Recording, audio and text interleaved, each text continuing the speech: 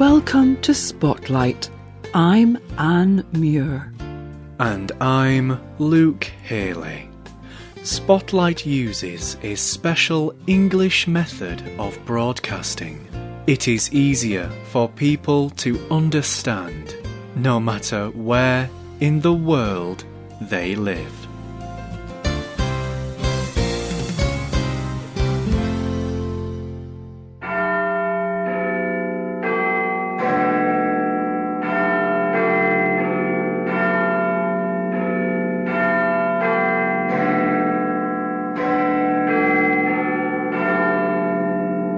Do you recognise this sound?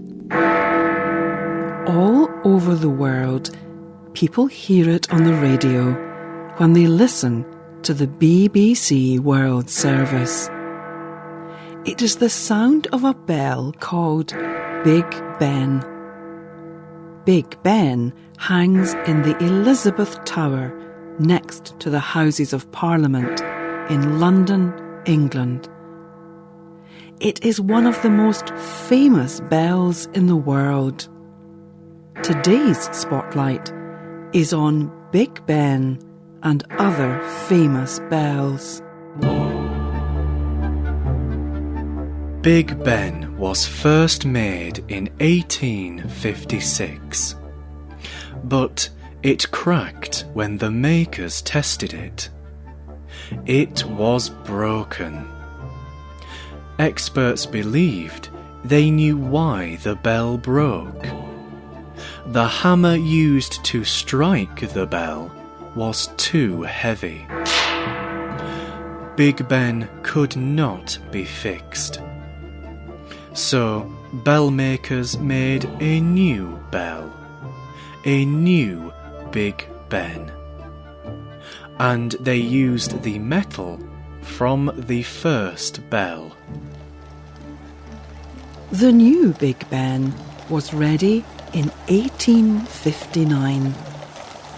It was a great event.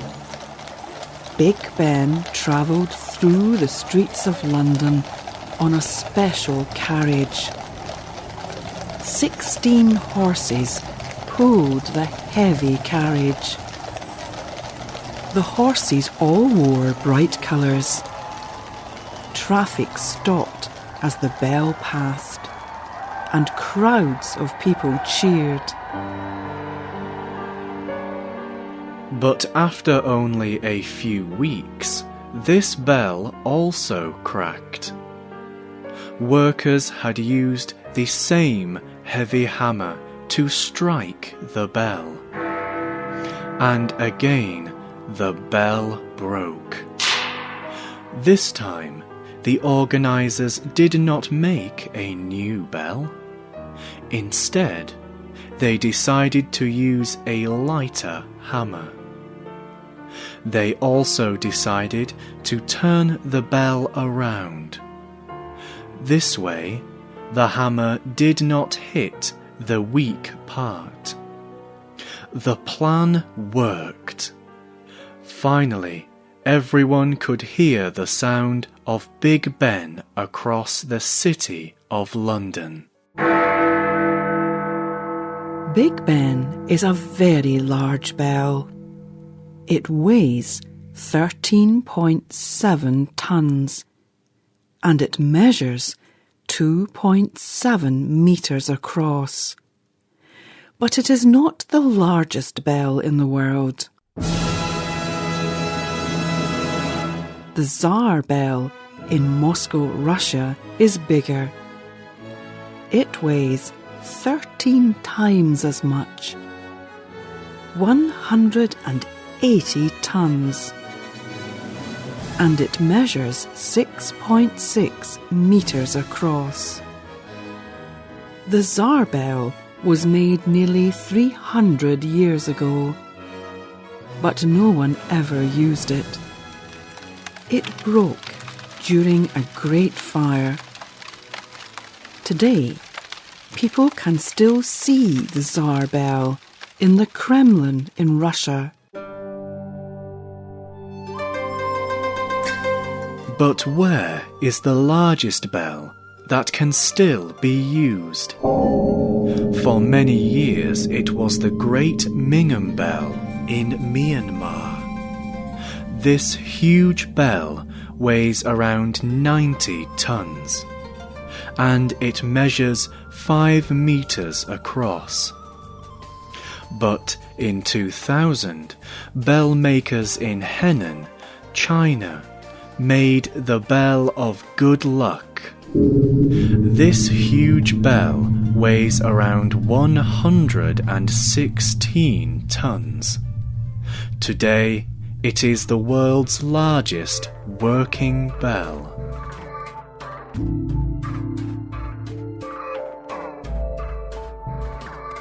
All of these bells are large, but the largest bell ever made is from Myanmar. In 1484, people in Myanmar made the Great Bell of Dhammazedi. Experts think it weighed about 300 tons. Jewels covered it. In 1608, Portuguese traders removed it from its temple. They wanted to float it across a river, so they put it on a raft.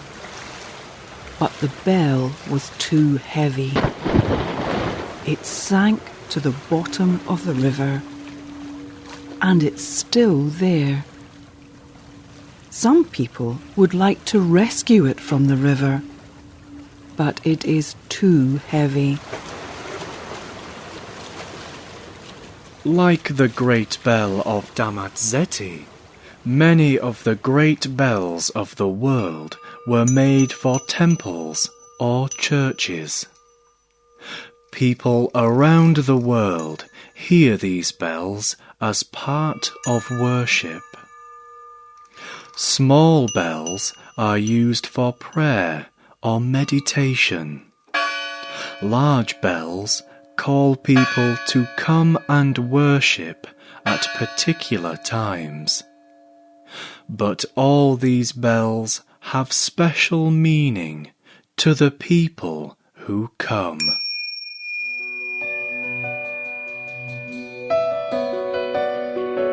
The lutein bell is another famous bell. It is used for a very different purpose. The lutein bell was originally on a boat called the HMS Lutein. However, today it is at Lloyd's insurance company in London, England. For hundreds of years, many British ship owners have insured their ships with Lloyd's insurance company.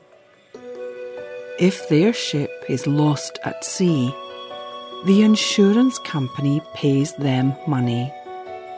In 1799, the HMS Lutein ship sank off the Dutch coast. The ship was carrying gold. Lloyd's insurance company paid the owners for the lost ship and the gold. In 1858, divers recovered the lutein bell from the bottom of the ocean. Now it belonged to Lloyd's. For many years, Lloyd's used the lutein bell to give news about ships. Lloyd's rang the bell when a ship was expected to arrive in the nearby port.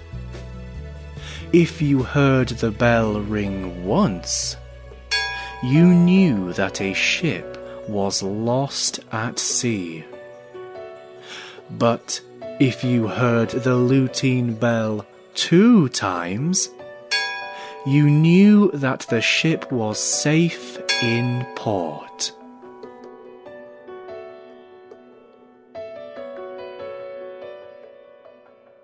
Today, the company only rings the lutein bell after international or British national tragic events. For example, Lloyd's workers rang it after the Indian Ocean tsunami in 2004. They also ring it when a member of the British royal family dies. Around the world, there are other bells that have a very special purpose. They ring for peace. Many countries have hung peace bells in their cities. There are world peace bells in Canada, the Philippines, Japan, the United States, Spain, Germany, Mexico, New Zealand, Australia, and in many other places.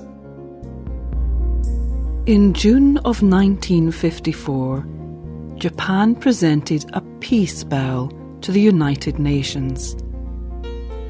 The Japanese bell makers made the bell with a special mixture of metals. They collected coins from people in 60 different countries to make the bell.